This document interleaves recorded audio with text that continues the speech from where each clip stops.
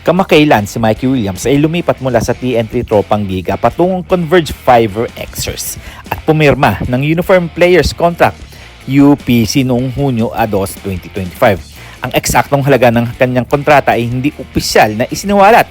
Gayunpaman, mga ulat mula sa spin.ph ay nagsasabing handa siyang tumanggap ng sahod na kasing baba ng $18,000 kada buwan, kabilang ang mga benepisyo na mas mababa pa sa kanyang dating kontrata na nagkakalaga ng $26,000 kada buwan. Meron ding mga ulat na nagsasabing humihiling siya ng $28,000 kada buwan na mas mataas ng $2,000 sa kanyang nakaraang deal. Well, ang opinion ko sa paglalaro ni Mikey Williams sa Converge, ang paglipat ni Mikey Williams sa Converge ay maaaring magbigay ng bagong sigla sa koponan bilang isang two-time PBA champion at finals MVP. Ang kanyang karanasan at kakayahan sa paglikha ng opensa ay maaaring makatulong sa Converge na maging mas kompetitibo. Gayunpaman, mahalaga ring isaalang ang kanyang kasaysayan ng hindi pagkakaunawaan sa mga dating koponan. Kaya't magiging susi ang maayos na komunikasyon at pamamahala ng team upang mapanatili ang kanyang motibasyon at kontribusyon. Pag-usapan naman natin itong si Mo Tautua at ang Barangay Ginebra. Well, walang opisyal na ulat na nagsasabing nilipat si Mo Tautua sa Barangay Ginebra.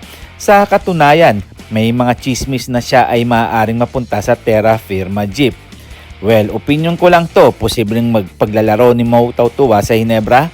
Kung sakaling mapunta si Mo Tautua sa Barangay Ginebra, maaaring maging malaking tulong siya sa front court ng koponan.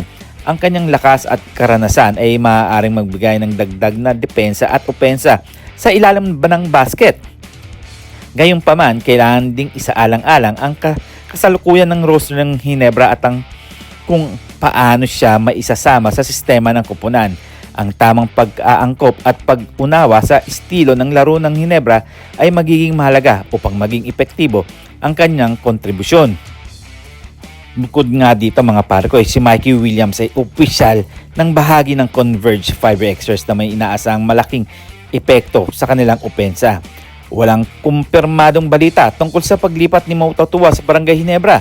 Ngunit kung mangyari man na maaaring magdala siya ng karagdagang lakas sa frontcourt ng koponan. Ang paglipat na ito ay maaaring magdulot ng malaking pagbabago sa dinamika ng PBA at maaaring interesante ang susunod na mga laro upang makita ang epekto ng mga ito.